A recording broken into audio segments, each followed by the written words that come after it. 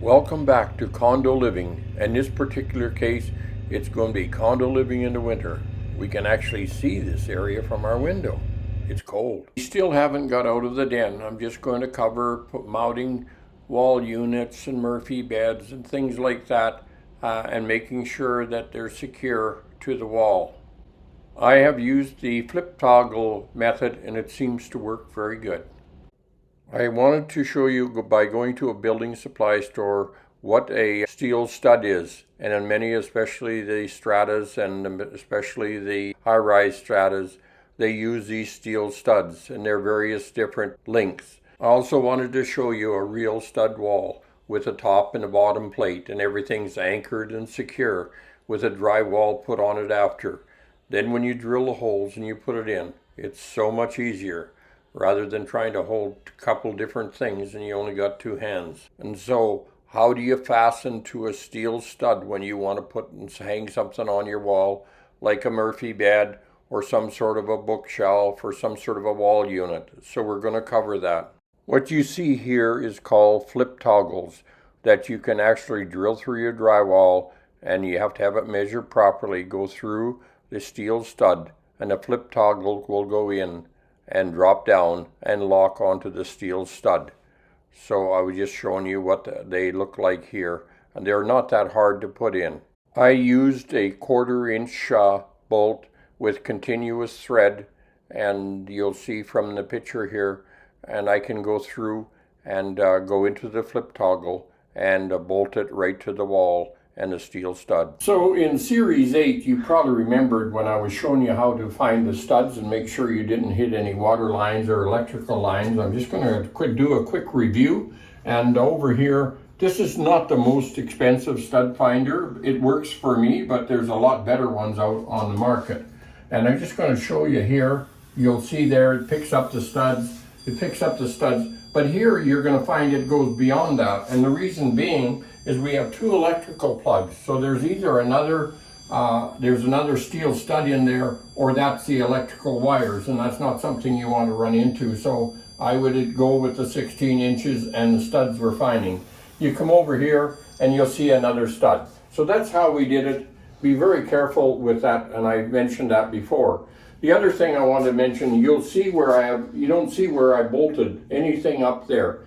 It's on the inside, and I'll show you how I bolted it on the inside. But now I'm going to show you the principle, how you can bolt to steel studs.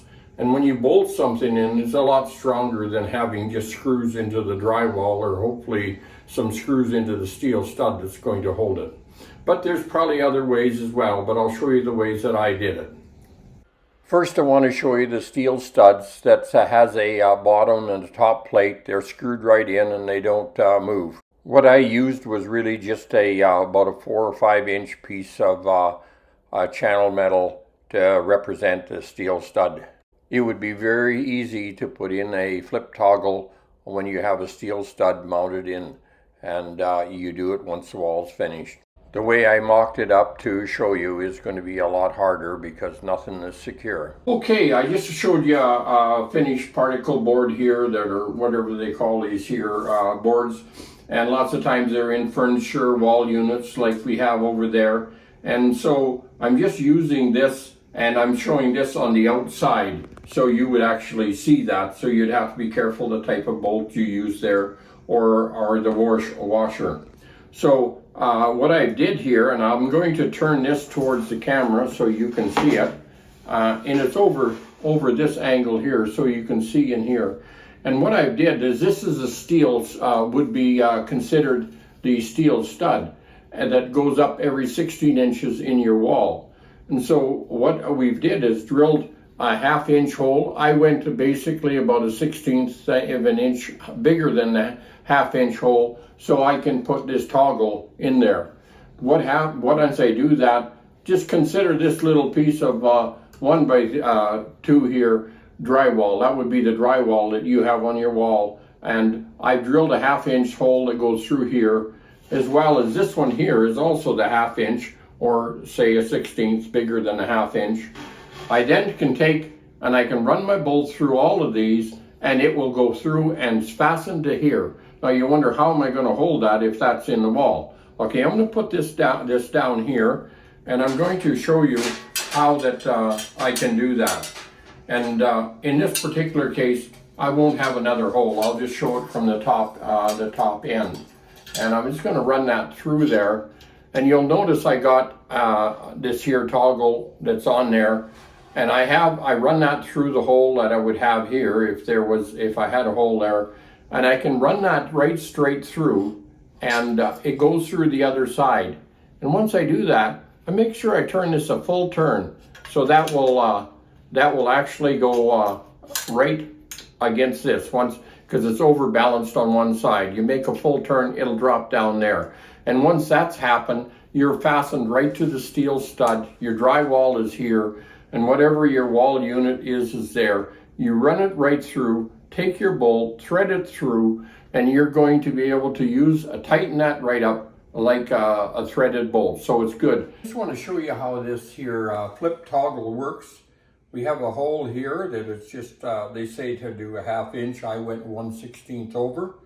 But you take this, so the toggle is actually vertical. I slide it through here, and I just want to show you as I slid it through. Now you can see this side. And when I brought it through here, and it comes out the other side, I'm going to then take and show you how I turn this 180 degrees. This one, it didn't have to go 100. Yeah, there's 180. You can go 360. You just take the one end that's a little heavier than the other, and as soon as you turn it, it falls down, and you bring it back like this, and it's locked in. Then you take your bolt from this side, and you can bolt right into that. So that's how the flip toggle works. Now, there's one other thing. I'm going to take this off here for now. You'll notice on this particular bolt, if you can get a bolt, you'll see a little bit of blue there. I'll just take my finger out of that. And that's basically as much like a locking deal, so that it won't come loose. Just make sure you tighten it up tight, and there's no vibration or nothing that's going to take that out of there. So that's how I do putting things, wall units and bookcases and all that, so nothing can actually climb up on it and pull it down. And you don't want just a Mickey Mouse little drywall plug to put a screw into. You want something that's more secure than that. And that's what I used, is I used the toggle. So that's just something to keep in mind if you're doing it. And you got to make sure you got your measurements all right, and so that it'll line up. So thank you very much. Keep your Murphy beds and your wall units fastened solidly to the wall. Okay, I just want to show you something else that might be handy for you when you're putting that in. It probably looks like that's an awful long bolt. You don't need that big a bolt. What I do, you want to get one that the threads comes up much like a carriage bolt or something like that, so that the threads go down far enough. You can actually use a zip disc and a grinder. You can cut it off at any length you want. Then just taper it around the edge, so your threads, your nut will go on very easy, or in that particular case, the toggle. The other thing I wanted to say, you probably wonder about this plastic here. Once you're done putting that in and bolting that in, then you can just bend them over and they'll bust off, and so they're out of the way. Now, in some cases, like when we talked about the Murphy bed here, you don't see any bolts. And if you don't see any bolts, what's good to do is take, and I would use in an area like that, not a small washer, but if you can't see it, I would put a bigger washer on there, and that's called a body washer. So if you go into one of the shops and just get a body washer, you can use it, and it makes it even much stronger. So that's about it for, I guess I mentioned, hanging your Murphy bed and and your bookcases and different things on the wall. It'll be very, very strong. The thing to keep in mind is don't drill into a water line, don't drill into electrical line. And if you want to, or you know somebody that's got a really good stud finder that will actually point out electrical lines and water lines and gas lines and different things like that, that's you want to use that. This, if you're very careful, you can use these as well. Just got to be careful. So life is grand. That's great. We got the Murphy bed hung up there. Now we can have a nap. Now there's one other thing. I'm going to take this off here for now. You'll notice on this particular bolt, if you can get a bolt, you'll see a little bit of blue there. I'll just take my finger out of that. And that's basically, it's much like a locking deal so that it won't come loose. Just make sure you tighten it up tight, and there's no vibration or nothing that's going to take that out of there. There's hundreds of different thread lockers on the market. You don't have to get anything too severe, just something to stop that from coming loose. So that's how I do putting things, wall units and bookcases and all that, so nothing can actually climb up on it and pull it down. And you don't want just a Mickey Mouse little drywall plug to put a screw into. You want something that's more secure than that. And that's what I used, is I used the toggle. So that's just something to keep in mind if you're doing it. And you got to make sure you got your measurements all right, and so that you want something that's more secure than that. And that's what I used, is I used the toggle. So that's just something to keep in mind if you're doing it. And you got to make sure you got your measurements all right, and so that it'll line up. So thank you very much. Make sure your Murphy beds and your wall units are fastened tightly to the wall so they don't fall on your head. You'll see something that's going to be red up on the top, and you wonder why that's there. I put that red thing up there so you would see it and wonder what it is. It shouldn't be red, but it's good to have something there like a little wedge so you support the top, because of those type of particle board have a way of sinking down. It just holds it in place. I'm now laying down on the bed with my head stuck up against the wall, taking some pictures up in behind to show you how I bolted the wall. You will see the bolts that will be fastened there and screwed into that flip toggle. That bed's not going anywhere, and I did the same and bolted the bookcase and any other wall units to the wall as well. Okay, these weather forecasts said minus 23 and 24, but there was one night that I seen that it said minus 28, so it was cold out, whatever you want to call it. On January the 12th, 13th, 14th, in that area, 2024, the temperature went down as low as minus 28. But look at our Starline windows. They are great. But we did a little experiment, and look at here. Things changed. We'll show you what happened. Okay, I'm just showing you our windows. They're beautiful windows. I really like the windows, Starline windows that were chosen for our building. And in this particular case here, you'll notice we don't keep anything in front of the windows. That's sort of our rule. Now, some people will get frost and so forth on the windows, but it's not the windows. You can't blame the developer or the window company. It's really our lifestyle that is important, and I want to show you that. And we'll go around now and show you the other windows here on the north side. And we do have a table here, but the table is all wide open underneath, and so that is good. Now, before long, I'm going to have my wife go down the hallway, and she's going to be doing something to help us to do a bit of an experiment there. So she's going to zoom down the hallway, and I'm going to show you how much water is in this unit right now, even though we're very careful to keep the humidity very down. So when I'm going to have her do something, but not just yet, you'll notice this window is totally clear. There's no humidity on it at all. But I'm telling you, don't believe there is humidity in the air. So when I tell her to open the door, she will open the door. I'm not telling her yet, but watch what I do here. I'm going to open this door here, and now I'm going to get her to open that door over there. You got to have air come in before it can go out. Look here. See how fast that's taken for that humidity to come in? Look at all the humidity that is there. I'm just going to show you.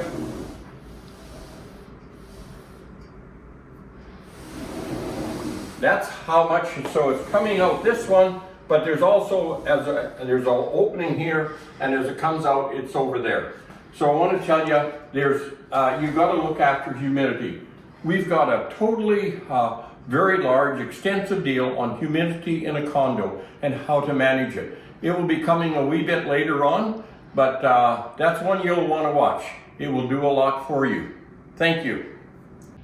Okay, I'm actually in the den right now that we've been working in for quite a while. There's two doors on the ceiling.